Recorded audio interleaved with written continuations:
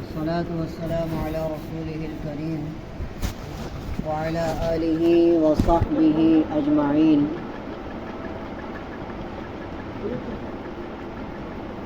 خراب ہو رہا بلد. أما بعد، أعوذ بالله من الشيطان الرجيم. بسم الله الرحمن الرحيم. إنا أنزلناه في ليلة القدر وما أدراك ما ليلة القدر. ليلة القدر خير من 1000 شهر. تنزل الملائكة والروح فيها بإذن ربهم من كل أمر. سلام هي حتى مطلع الفجر. آمنت بالله صدق الله مولانا العلي العظيم وصدق رسوله النبي الكريم ونحن على ذلك لمن الشاهدين والشاكرين والحمد لله رب العالمين. محترم عزیزان گرامی، السلام علیکم ورحمۃ اللہ وبرکاتہ. قرآن پاک سیکھنے سکھانے کا سلسلہ اللہ کے فضل و کرم سے کافی مہینوں سے جاری ہے.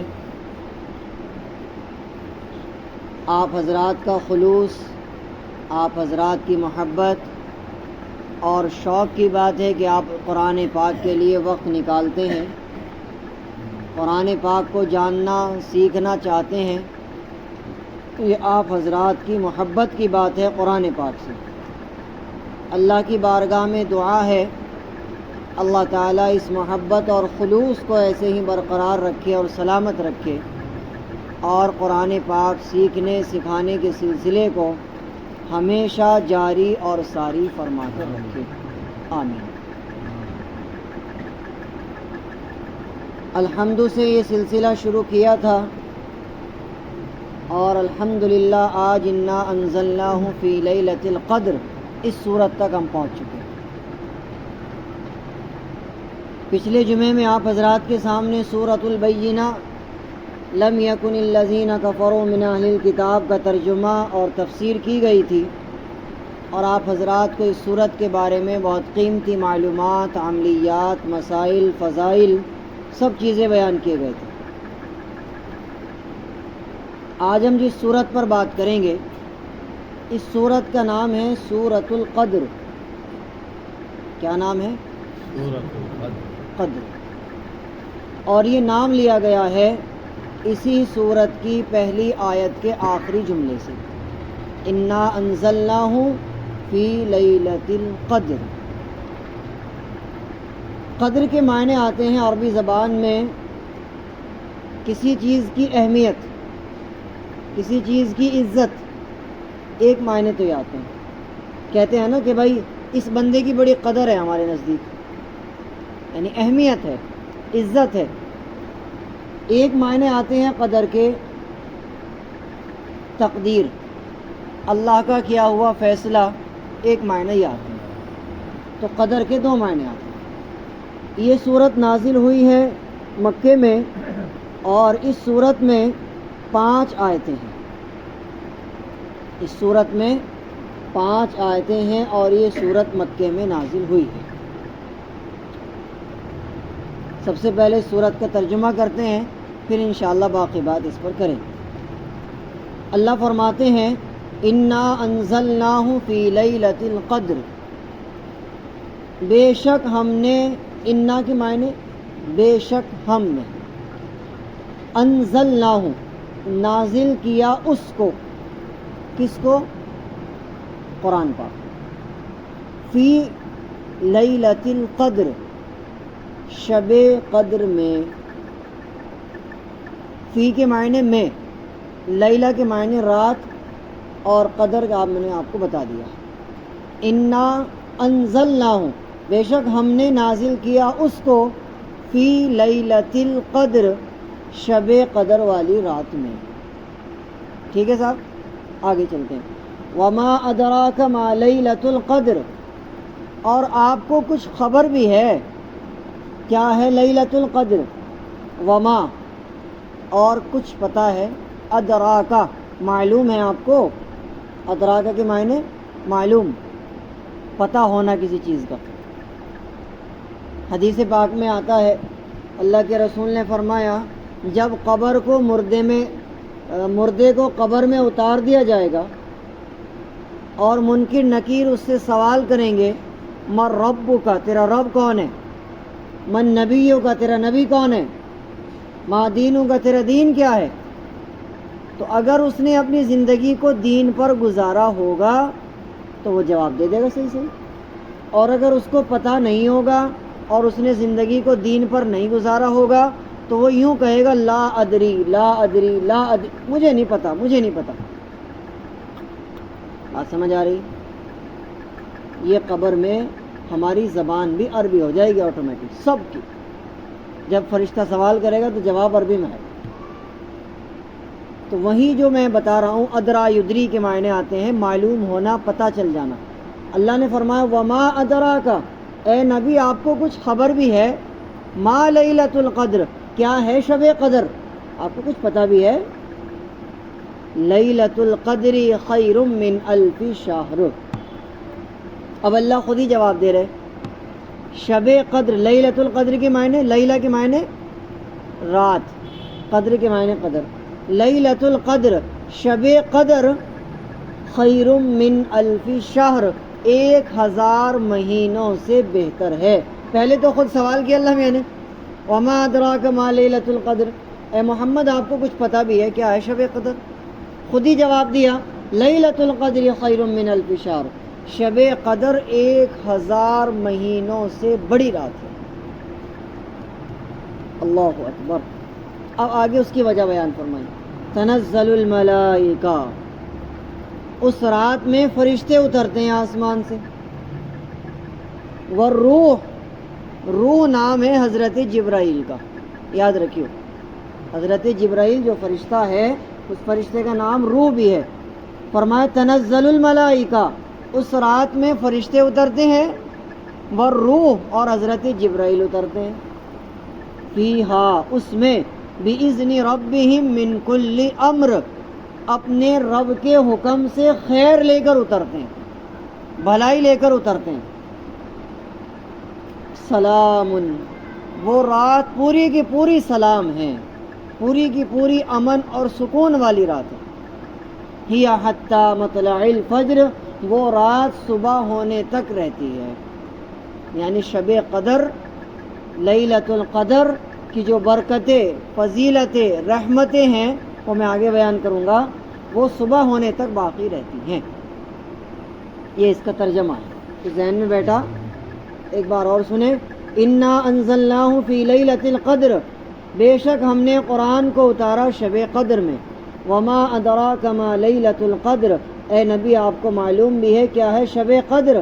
لیلۃ القدر خیر من الف شہر، شب قدر 1000 مہینوں سے بہتر ہے. تنزل الملائکہ والروح، اس رات میں حضرت جبرائیل اور بہت سارے فرشتے آسمان سے اترتے ہیں. فیہا بِإِذْنِ رَبِّهِمْ مِنْ كُلِّ أَمْرٍ، اپنے رب کے حکم سے اترتے ہیں خیر لے کر، بھلائی لے کر. سلام، وہ رات پوری کی پوری سلام ہے، امن اور شانتی والی رات ہے. ہی حتی مطلع الفجر، اور وہ صبح ہونے تک باقی رہتی ہے.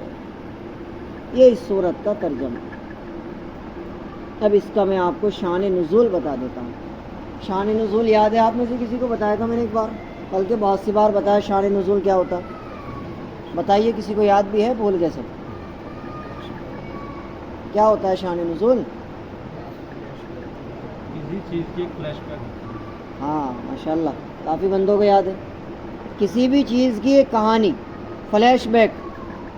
یہ کام جو ہوا ہے اس کے پیچھے اصل واقعہ کیا ہے، اس کو کہتے ہیں شان نزول. شان کے معنی وجہ، شان کے معنی وجہ، اور نزول کے معنی اترنا، یعنی اترنے کی وجہ، اس صورت کے اترنے کی وجہ. چلیے جانتے ہیں کیا ہے. ایک مرتبہ اللہ کے رسول علیہ السلام بیٹھے ہوئے ہیں، آپ کے سامنے مجمع لگا ہوا ہے. اللہ کے رسول علیہ السلام آپ سارے صحابہ کو قصے سنا رہے، واقعات. بنی اسرائیل کا واقعہ، فلاں کا واقعہ، فلاں کا واقعہ آپ سنا رہے سب. اللہ کے رسول علیہ السلام نے ایک واقعہ سنایا صحابہ کو کہ بنی اسرائیل میں ایک آدمی تھا جو پوری رات تہجد پڑھتا تھا، دن میں روزہ رکھتا تھا اور پورے دن جہاد کیا کرتا تھا، اور اس کی عمر تقریباً 1200 سال ہوئی تھی. 1200 سال، اور 1000 سال تک اس نے جہاد کیا پابندی سے. پوری رات تہجد پڑھتا تھا، پورے دن نفلی روزہ رکھتا تھا، اور 1000 سال تک اس نے جہاد کیا. کتنے؟ 1200 سال اس کی عمر ہوئی تقریباً. 1000 سال. اللہ اکبر، کتنی بڑی بات ہے. اتنی لمبی لمبی عمریں ہوتی تھی پہلے. اماں حوا جو تھی ہماری سب کی ماں، ساری دنیا کی ماں، حضرت آدم علیہ السلام کی بیوی اماں حوا. اماں حوا سے کسی نے بتایا کہ سب سے آخر میں جو نبی آئے گے، اس نبی کی جو امت ہوگی ان کی عمریں صرف 50 سال یا 60 سال ہوں گی. اماں حوا نے جب یہ بات سنی بڑی حیران ہو گئی. کہنے لگی بس 50-60 سال ہوگی؟ وہ سجدے میں پڑ گئی یہ بات سن کر کے. حدیث میں آتا ہے کہ 60 سال میں انہوں نے سر اٹھایا اپنا، وہ سجدے میں ہی پڑی رہی. 60 سال تک وہ سجدے میں پڑی رہی. کہنے لگی اتنا تو میرا ایک سجدہ ہی ہے. اماں حوا کی عمر بھی تقریباً 1300-1400 سال ہوئی. بات سمجھ آ رہی؟ اماں حوا کی جو لمبائی تھی، حدیث میں آتا ہے کہ حضرت آدم علیہ السلام کو جب اللہ نے پیدا کر کے زمین پر بھیجا تو آپ کا سر 7ویں آسمان میں تھا، پیر 7ویں زمین میں تھے. اب حضرت آدم علیہ السلام کنفیوز ہو گئے، یار یہ بیچ میں کچھ الگ موسم لگ رہا ہے، اور سر میں کچھ اور موسم ہے اور پیروں میں کچھ اور موسم ہے، کچھ سمجھ میں نہیں آ رہی بات. اللہ تعالیٰ سے دعا کی، اے اللہ کچھ سمجھ میں نہیں آ رہا، مسئلہ ہے ہوں کہاں میں. اللہ تعالیٰ نے حضرت آدم کی دعا کو قبول فرمایا اور آپ کی لمبائی کو چھوٹا کر دیا. کتنی رہ گئی؟ 60 ہاتھ لمبائی رہ گئی تھی آپ. 60 ہاتھ. بات سمجھ آ رہی؟ ہاتھ کس کو کہتے ہیں؟ یہ تو ہے باں، اسے بولتے ہیں ہاتھ. سمجھ رہے ہیں؟ یعنی کہ 1 فٹ کہہ لو ہمارا. 60 فٹ کی ان کی لمبائی رہ گئی. دیکھ لو پورے شہر میں کوئی 60 فٹ کی بلڈنگ الاؤ ہی نہیں ہے. 60 فٹ. تو اماں حوا کا جو قد تھا وہ حضرت آدم علیہ السلام سے بس تھوڑا ہی چھوٹا تھا. بات سمجھ آ رہی ہے؟ تو 50-60 سال تک انہوں نے ایک سجدے میں گزار دی. کہنے لگی لے بھائی میرا تو اتنا ایک ہی سجدہ ہے، اور اس کی ساری زندگی جو ہے اس امت کی 60 سال ہی ہوگی. فرمایا کہ اس کے ماننے والے نبی کے جو ہوں گے ان کی عمریں صرف 60 یا 70 سال ہی ہوں گی. بات سمجھ آ رہی؟ تو بنی اسرائیل کے واقعے کی طرف آتے ہیں. اللہ کے رسول صحابہ کو قصہ سنا رہے ہیں، میرے صحابہ ایک آدمی تھا بنی اسرائیل میں، پوری رات تہجد پڑھتا تھا، پورے دن نفلی روزہ رکھتا تھا، اور دن میں جہاد بھی کرتا تھا. اس کی طاقت کا اندازہ لگائیے آپ، ہے بھائی کتنا طاقتور ہوگا. اللہ کے رسول نے فرمایا کہ پورے دن جہاد کرتا تھا، اور اس نے 1000 سال تک، نہیں غلط بول دیا میں نے، اس نے 1000 مہینوں تک جہاد کیا. غلط بول دیا، 1000 مہینوں تک اس نے جہاد کیا. عمر تو اس کی اتنی تھی جتنی میں نے بتائی ہے، لیکن 1000 سال تک اس نے جہاد نہیں کیا، 1000 مہینے تک اس نے جہاد کیا. یہ الفاظ صحیح ہیں. تو جتنے صحابہ بیٹھے ہوئے تھے سارے ارے کہنے لگے کمال، کتنی نیکیاں اس نے کمائی ہوں گی. 1000 مہینے تک اس نے جہاد کیا، 1000 مہینے تک اس نے تہجد کا اہتمام کیا، 1000 مہینے تک اس نے جو ہے وہ روزے رکھے ہیں نفل. اس قدر نیکیاں اس نے کمائی ہوں گی. تو صحابہ کرام نے جب یہ بات سنی تو ان کو رشک آنے لگا. ایک تو ہوتا ہے حسد، ایک ہوتا ہے رشک، دونوں میں فرق ہے، یہ سمجھ لیں آپ. حسد اس کو کہتے ہیں اس کے پاس جو چیز ہے نا یہ اس کے پاس سے ختم ہو جائے، میرے پاس آئے نہ آئے. بس اس کے پاس یہ چیز نہیں رہنی چاہیے. دوسرے کی چیز کو دیکھ کر تکلیف محسوس کرنا، اس کا نام کیا ہے؟ حسد ہے. یہ حرام ہے، ناجائز ہے، گناہ ہے. اللہ کے رسول نے فرمایا حسد انسان کی نیکیوں کو اس طرح کھا جاتا ہے جیسے لکڑی آگ کو کھا جاتی ہے، آگ لکڑی کو کھا جاتی ہے. ایک ہوتا ہے رشک.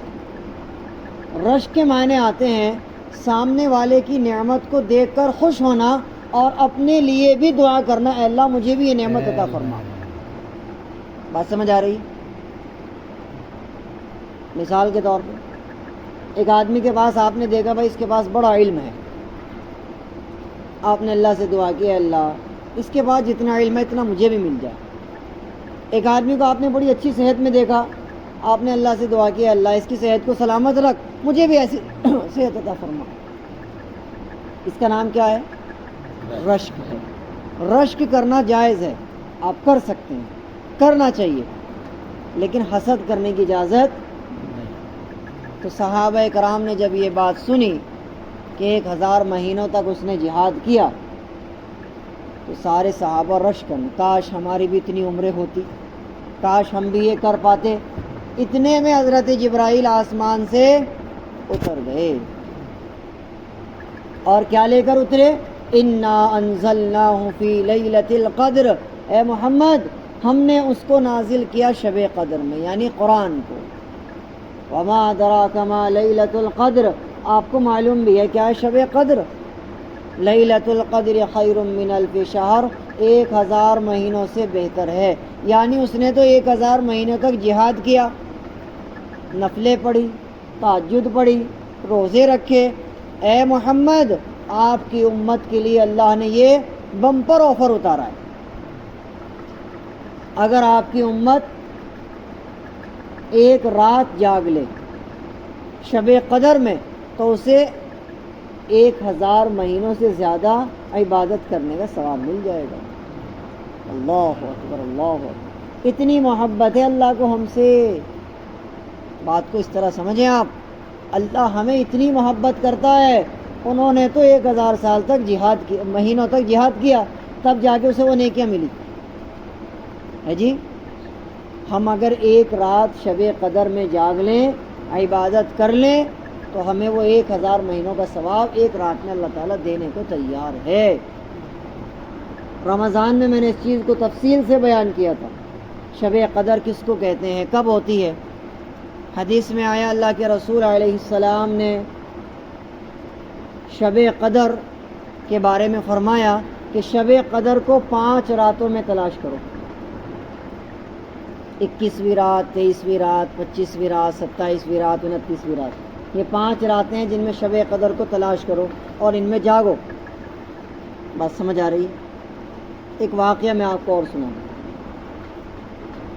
جس وقت فرشتہ یہ صورت لے کر نازل ہوا تو فرشتے نے بتا دیا اللہ کے رسول کو، یا رسول اللہ شب قدر فلاں رات میں ہوتی ہے رمضان کے. بتا دیا صاف صاف. اللہ کے رسول بہت خوش ہوئے.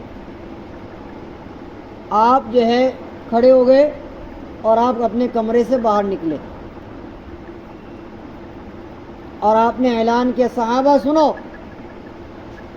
تو آپ نے کیا دیکھا؟ 2 صحابہ آپس میں جھگڑ رہے کسی بات پر، آپس میں اختلاف ہو رہا ان میں.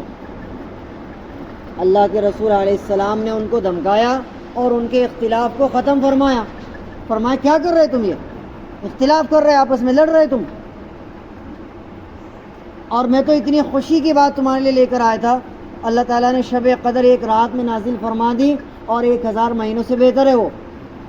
سارے صحابہ ایک دم چپ اور اللہ کے رسول سے سوال کیا، یا رسول اللہ کون سی رات ہے؟ اب آپ سوچ میں پڑ گئے. کہنے لگے تم بھول ہی گیا، وہ تو میں بھول ہی گیا، کون سی رات ہے؟ اب اللہ تعالیٰ سے دعا کی، اے اللہ وہ تو مجھے یاد ہی نہیں آ رہی، کون سی رات ہے وہ؟ باریکی سے سنو، توجہ سے سنو. اے اللہ وہ یاد ہی نہیں آ رہا، کون سی رات بتائی تھی جبرائیل نے مجھے، وہ تو یاد ہی نہیں آ رہی ہے. حضرت جبرائیل دوبارہ تشریف لائے اور آ کر کے فرمایا، یا رسول اللہ اللہ آپ کو سلام کہتے ہیں اور یہ فرماتے ہیں کہ بس اب بھلا دیا تو بھلا دیا، اب اپنی امت کو کہیے کہ یا تو پورے رمضان کی راتوں میں اس کو تلاش کریں جاگ کر کے، یا پھر کم سے کم 5 راتوں میں اس کو جاگ کر کے تلاش کریں۔ اختلاف کی نحوست، آپس میں جھگڑنے کی نحوست، بات سمجھ آ رہی ہے؟ آپس میں جو ہر چیز پہ ہمارے یہاں جھگڑے ہوتے ہیں نا، وہ جھگڑوں کی نحوست تھی ہے۔ نہیں تو اگر آج شب قدر یاد ہوتی کہ کون سی رات میں ہے تو 1000 مہینوں کی عبادت کا ثواب ہمیں فٹافٹ مل جاتا۔ بات سمجھ آ رہی؟ آپس کی نفرتیں، آپس کے جھگڑے، آپس کی ٹانگ کھینچنا، یہ اتنا خطرناک ہے کہ اتنی بڑی نعمت سے ہمیں محروم کر دیا اللہ تعالیٰ۔ بات سمجھ آ رہی بھائیوں؟ تو اس چیز کا خیال رکھا کریں، جہاں تک ہو سکے صلح کریں، جہاں تک ہو سکے معاملے کو نظر انداز کر دیں، صلح، جہاں تک ہو سکے خود چھوٹا بن کے معاملے کو ایک چلے بھائی ٹھیک ہے تو جیت گیا، بھائی تو ہی صحیح ہے، بس میں لڑنا نہیں چاہتا لیکن تیرے سے بھائی۔ بات سمجھ آ رہی ہے؟ زمین پر، مکان پر، پیسے پر آپس میں لڑ رہے ہیں، کورٹ کچہریاں ہو رہی ہیں، آپس میں گریبان ہو رہے ہیں، پتہ نہیں کیا کیا ہو رہا ہے۔ جہاں تک ہو سکے جھگڑے سے میرے بھائی بچو، کیونکہ اللہ کے رسول علیہ السلام نے فرمایا آپس کا جھگڑا دین کو مونڈنے والا ہے، مونڈنے والا۔ جیسے میرے بال مونڈے ہوئے ہیں نا فی الحال، ایک بھی تو نہیں نظر آ رہا، بالکل کلین ہے، ایک دم چمک رہا ہے۔ ایسے ہی جھگڑنے کی وجہ سے دین بھی بالکل مونڈ دیا جاتا ہے، زندگی سے دین ختم ہو جاتا ہے بالکل۔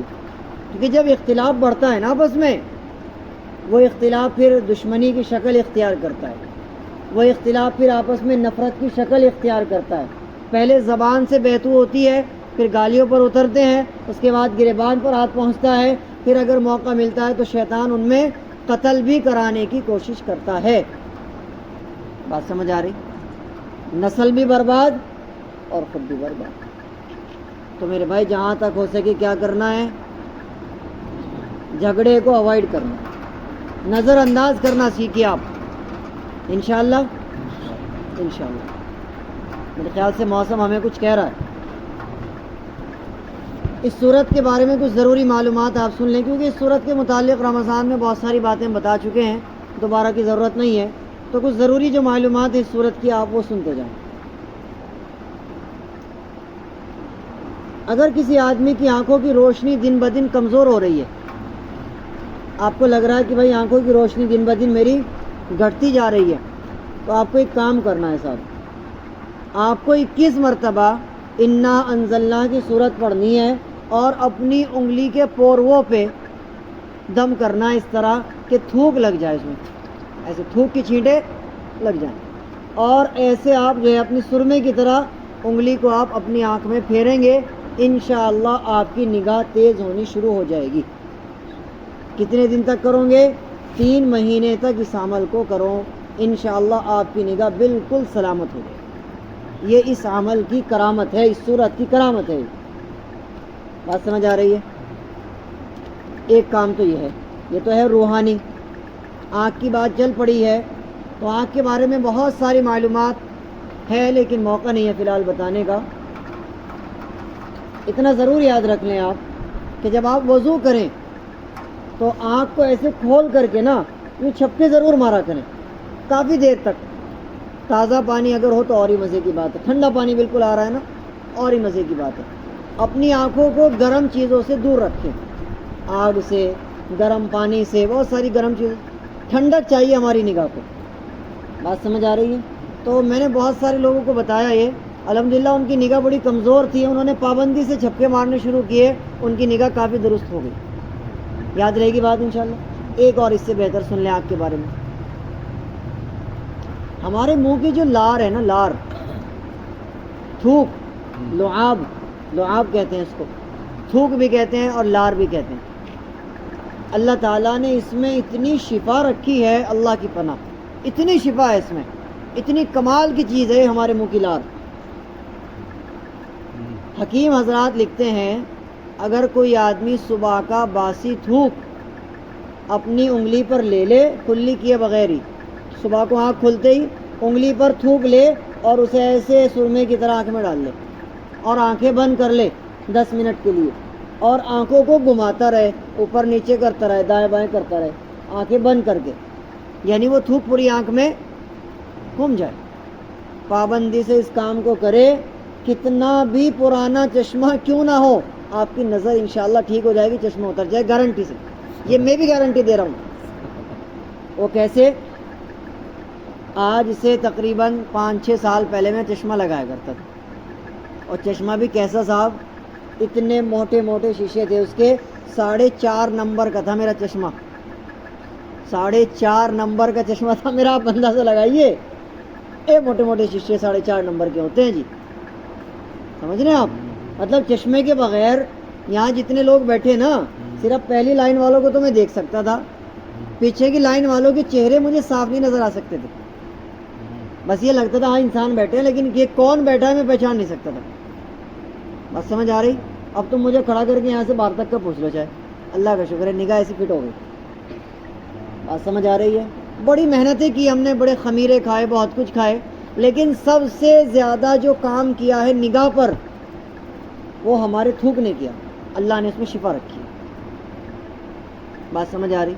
میرے خود کی ایک بھتیجی ہے، جوان ہے، وہ ٹیچر ہے، پڑھاتی ہے اسکول میں، اسلام انٹر کالج میں، اس کے رشتے کی تلاش بھی ہے ہمیں، تو اس کو 6 مہینے تک، اس کو کئی سال ہو گئے صاحب چشمہ لگا رکھا، اس نے کئی سالوں سے، 5-6 سال سے چشمہ لگا رکھا، تو اس نے مجھے کہا چاچا آپ بڑی دوائیاں بناتے رہتے تو میرے لیے بھی بتاؤ نا، مجھے بڑی شرم آتی ہے چشمے میں۔ ہاں کوئی بات نہیں، بتا دیں گے بابا۔ کر پائے گی کہ جی بالکل کروں گی۔ میں نے کہا صبح کو اٹھ کر کے تھوک ڈالنا کر اپنی آنکھ میں، کیا ڈالنا کر؟ تھوک ڈالنا۔ اب وہ پابندی سے اس نے صاحب اس کام کو کیا، اس کا چشمہ تھوڑا چھوٹا تھا، یعنی ہلکے نمبر کا تھا، میرے خیال سے 1.5 نمبر کے آس پاس تھا اس کا لینس، تقریباً 6-7 مہینے اس نے تھوک ڈالا آنکھ میں، الحمدللہ اس کی آنکھوں پہ چشمہ نہیں گیا۔ بات سمجھ آ رہی ہے؟ بہترین چیز ہے، پرانے لوگ بتایا کریں کہ اگر کسی کے داد ہو جائے نا، داد، تھوک لگا لو ٹھیک، کسی کا جل جائے تھوک لگا لو ٹھیک، اور بھی بہت ساری شفا اللہ تعالیٰ نے تھوک میں رکھی ہے، یاد رہے گی بات انشاءاللہ۔ تو اگر کسی کی بینائی کمزور ہو رہی ہے تو 21 مرتبہ سورہ قدر پڑھو، انا انزلنا، اور اپنی انگلی کے پوروں پہ پھونک مارو، اس طرح کے تھوک بھی لگ جائے اور اسے آنکھ میں پھیرو، انشاءاللہ 3 مہینے میں نگاہ ٹھیک ہو جائے گی۔ اسی طریقے سے اگر کسی کو کھاج ہو گئی، الرجی، اور وہ اتنی خطرناک ہو گئی اللہ کی پناہ، جیسے دابکی والوں کو ہو گئی تھی نا کافی پہلے، یہ دابکی ہے اپنا، دعوت کھانے جاتے ہیں مدرسے والے، تو یہاں کا واقعہ شاید آپ لوگوں کو معلوم ہو یا نہ معلوم ہو، آج سن لو۔ جب شیخ ابا تھے مولانا زکریہ رحمۃ اللہ علیہ، تو دابکی میں ایک بڑی بیماری پھیل گئی گاؤں میں، کھاج کی بیماری، اور اتنی خطرناک، اللہ کی پناہ مہینوں ہو گئے لوگوں نے اپنی کھال تک اتار دی لیکن وہ جانے کو تیار نہیں، بڑی خطرناک بیماری۔ تو شیخ ابا کے پاس گئے مدرسے میں، حضرت جی بیماری جا نہیں رہی اور پورے گاؤں میں پھیل گئی۔ حضرت نے کہا بھائی تم کچھ کھلا دو ان بچوں کو، یتیم مسکین ہیں، کچھ دعوت وعوت کر دو ان کی، کہ اچھا اب یہ گنے کا وقت تھا، وہ نے کہا جی رس کی کھیر کھلا دیں، کہ جو چاہے کھلا دو، یہ تو یتیم مسکین ہے، سب کچھ کھا جائیں گے، کچھ بھی کھلا دو تم۔ تو صاحب دابکی والوں نے الحمدللہ دعوت کرنی شروع کر، وہ زمانے سے آج تک تقریباً 80-90 سال ہو گئے، برابر دعوت کا سلسلہ چل رہا ہے۔ پہلے سنگل ہوتی تھی، اب 2 بار ہونے لگی، مدرسے 2 ہو گئے نا، اب پہلے مدرسہ 1 تھا، اب 2 ہو گئے، تو پہلے بڑی مسجد کرتی تھی، اب 2 مسجدیں کرنے لگی۔ بات سمجھ آ رہی؟ تو اگر اللہ نہ کرے کسی کو ایسی کھاج ہو جائے، خارش، الرجی اتنی خطرناک ہو جائے کہ وہ جانے کا نام نہ لے رہی ہو، تو آپ کو دعوت کی ضرورت نہیں ہے، آپ کے لیے میں نسخہ بتا رہا ہوں۔ آپ کو کرنا کیا ہے، 7 مرتبہ انا انزلنا پڑھیں گے آپ۔ کتنی بار پڑھیں گے؟ 7 مرتبہ انا انزلنا پڑھیں گے، اور اپنے ہاتھ پر دم کریں گے، پھونک ماریں گے، اور پورے جسم پر پھیر لیں گے۔ 7 مرتبہ انا انزلنا پڑھیں گے اور اپنے جسم پر پھیر لیں گے، انشاءاللہ 3 دن آپ اس عمل کو کر لیں، کتنی بھی پرانی خارش ہو انشاءاللہ ختم ہو جائے گی۔ بات سمجھ آ گئی بھائی؟ اچھا، خارش کا نام آگے ایک دوائی بتاتا چلوں دعا کے ساتھ۔ دوا یہ ہے، وہ ایک بدبودار چیز ہوتی ہے، کیا بولتے ہیں اس کو، ہے بھائی گندھک، وہ بھی ایک بہترین چیز ہے کھاج کی بیماری میں، بہترین چیز ہے، اس کو بھی اگر جسم پہ لگا لیا جائے انشاءاللہ۔ اچھا جی، ایک اور بات چھوٹی سی سنتے جائیں آپ۔ اگر آپ کو یہ ڈر ہے کہ یہ جو چیز میرے سامنے رکھی ہے اس میں زہر ہے، مثال کے طور پہ میاں بیوی میں جھگڑا ہو گیا اور آپ کو ڈر ہے یار کہیں یہ مجھے نمٹا نہ دے، سالن میں روٹی میں کچھ ملا کر ان نے مجھے اگر دے دیا تو میں تو گیا، یا اللہ نہ کرے کہیں بھی آپ کو کسی خوراک میں شک پڑ گیا کہ بھائی اس میں شک ہے، مجھے ہو سکتا ہے اس میں کوئی نقصان دینے والی چیز ہو، بات سمجھ آ رہی؟ تو آپ کو کیا کرنا ہے، علماء نے لکھا ہے کہ اگر کسی خوراک میں آپ کو شک پڑ جائے کہ اس میں زہر ہے یا اس میں کوئی نقصان دینے والی چیز ہے یا کوئی مجھے سائیڈ ایفیکٹ ہو سکتا ہے، تو 3 مرتبہ انا انزلنا پڑھو اور اس کے اوپر پھونک مار دو، انشاءاللہ اگر اس میں زہر بھی ہوگا تو آپ کو نقصان نہیں پہنچائے گا، آپ کا یقین مضبوط ہونا چاہیے، بس یاد رہے گی بات، انشاءاللہ انشاءاللہ تو کوئی دقت نہیں ہے، اگر کبھی جھگڑا ہو جائے تو بلا تکلف 3 بار پڑھنی ہے آپ کو۔ اسی طریقے سے ایک بڑی اہم بات ہے، ہر آدمی کی یہ خواہش ہے کہ میری اولاد کبھی نافرمان نہ ہو، میری بیوی کبھی نافرمان نہ بنے، میرے پوتے پوتیاں دوتے دوتیاں ہمیشہ میرے فرما بردار رہیں، ہر آدمی کی خواہش ہے، ہر استاذ کی خواہش ہے کہ میرے شاگرد نافرمان نہ بنے، میرے تابع دار رہیں، میرے فرما بردار رہیں۔ تو علماء نے لکھا ہے کہ جس کو آپ اپنا فرما بردار بنانا چاہتے ہیں اس کے ماتھے کے بال پکڑو اور انا انزلنا آپ کو 1 مرتبہ پڑھنی ہے اور اس کے اوپر ہلکا سا دم کر دو، تھو تھو کر دو، بس سمجھ میں آ رہی بات؟ انشاءاللہ اس سے کبھی آپ کو کوئی چوٹ نہیں پہنچنے کی، بات سمجھ آ رہی؟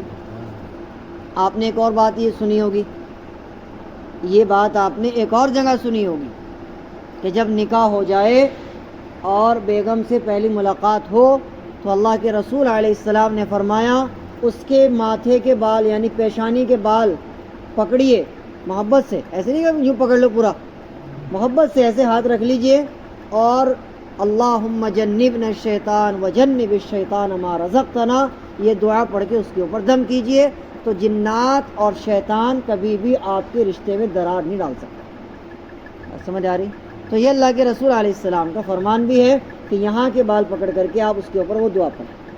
تو یہاں پر علماء نے لکھا ہے کہ آپ اپنی اولاد کے بال یہاں سے ہلکے سے پکڑیں اور جب اس کے اوپر 1 مرتبہ انا انزلنا پڑھ کے دم کر دیں، انشاءاللہ کبھی آپ کا نافرمان نہیں رہے گا۔ بیوی کے پکڑ لیں لیکن بتا دیو پہلے اسے، میں کہ یوں کر رہا میں، کبھی وہ کچھ اور ہی سمجھ لے اور وہ بھی کچھ اور پکڑ لے، سمجھ میں آ رہی بات؟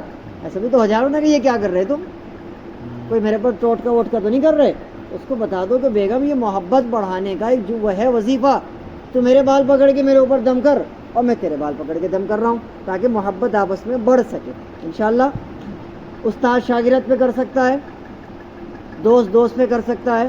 اچھا اگر بندہ پاس نہ ہو، بندہ دور ہے یا پھر کسی کے بال ہی نہ ہو تو کیا کرے گا؟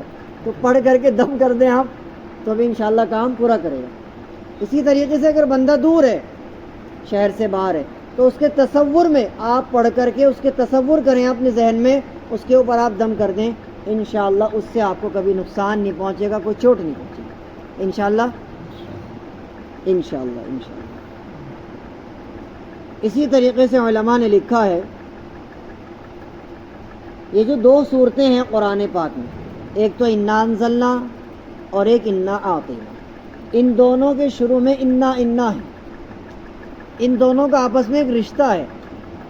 علماء نے لکھا ہے کہ 3 مرتبہ انا انزلنا اور 3 مرتبہ انا اعطینا، اگر یہ 3 مرتبہ پڑھ لی جائیں اور اول آخر درود شریف بھی لگا دیا جائے تو آپ کو کیا کیا فائدے ہوں گے صاحب؟